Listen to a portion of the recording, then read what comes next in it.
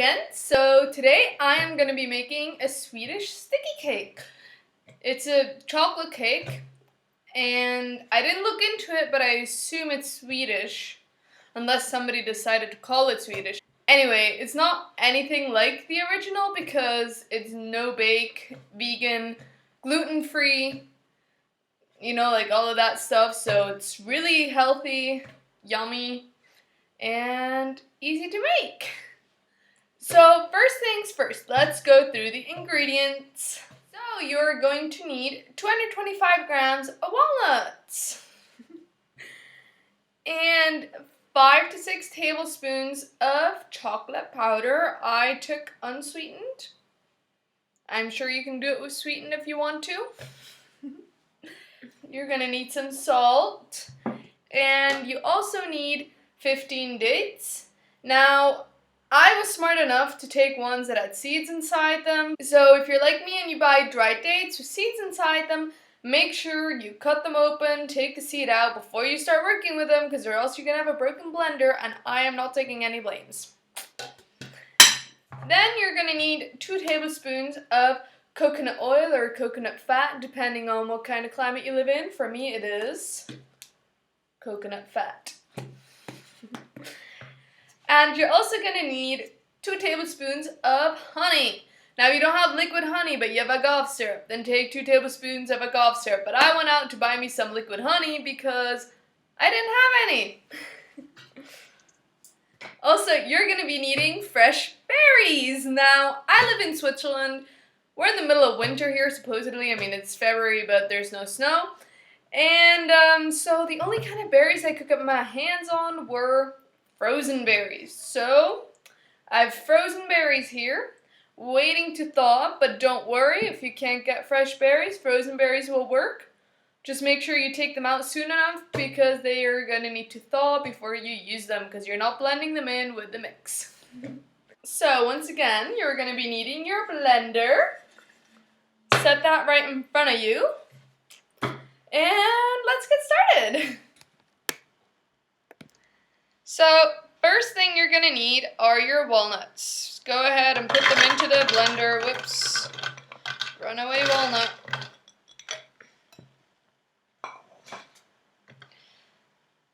So once your walnuts are in here, you can put the lid on. Don't add anything else. And blend them into tiny, tiny bits of dust. Or a small spoon.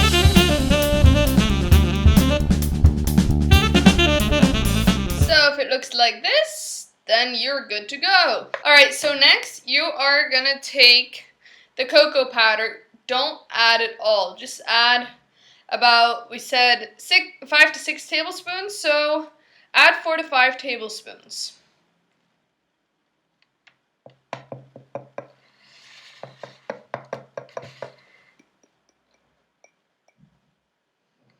Well, I added a little more, but then take salt, and take a pinch of salt, put it in there.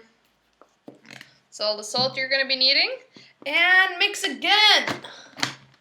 Now, if your blender is being silly like mine, you might want to go in there and help out a little.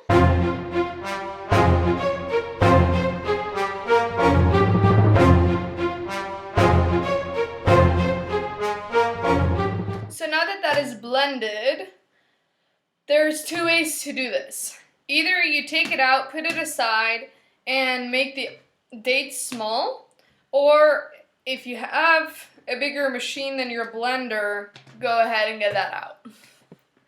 Alright, if you are like me and your blender is too small for mixing everything in it together at once, take out your kitchen machine or your bowl with a hand mixer or whatever you decided to take, and go ahead and put the ingredients from here into the bigger bowl. Alright, so for me, everything's in the bowl.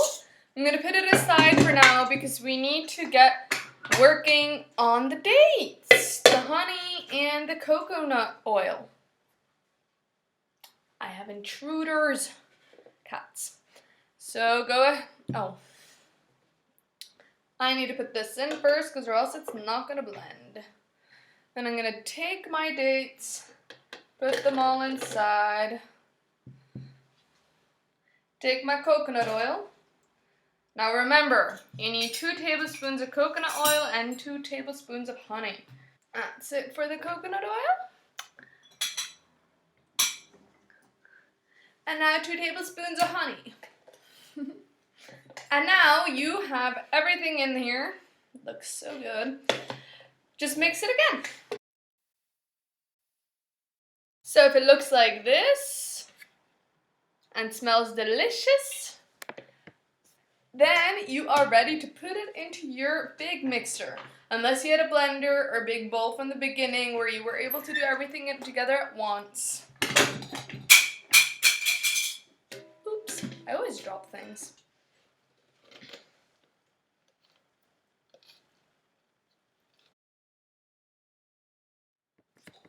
Alright, so what we're going to do now is mix the whole thing together. Once it's mixed, we'll taste it. If it should be a little more chocolatey, go ahead and add more cocoa powder, but we'll get to that later. So now you can go ahead and try your mixture. If you think there should be more chocolate added to it, add it in now and then mix again. Alright, so my mixture is done and let's get to the next part. So now I have my cake form.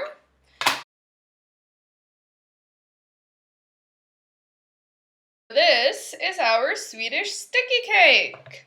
Now if you stick with me just a few minutes longer, I will decorate it.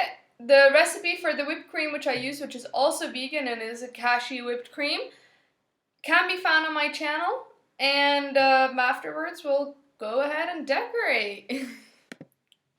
Alright, so to the decorating. We have here our cashew whipped cream, and I lost my spatula. And of course the cake. Yay!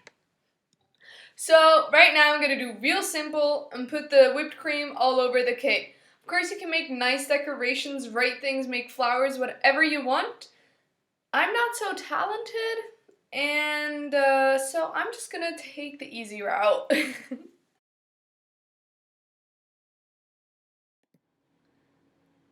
Once your berries have thawed like mine finally have, you are ready to decorate your beautiful cake. So just decorate, have fun, go crazy.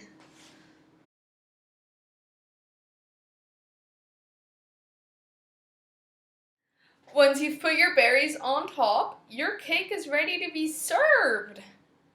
Ta-da! I'd tilt it, but I'm so scared my berries are gonna fall. And obviously, if you take fresh berries, it's gonna look a lot better than this.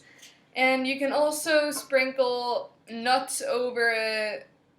I don't know, like anything else you want to decorate. If you want to put over sugar sprinkles, put them over. Who cares at this point, right? You're eating dessert. So, go ahead and enjoy your cake.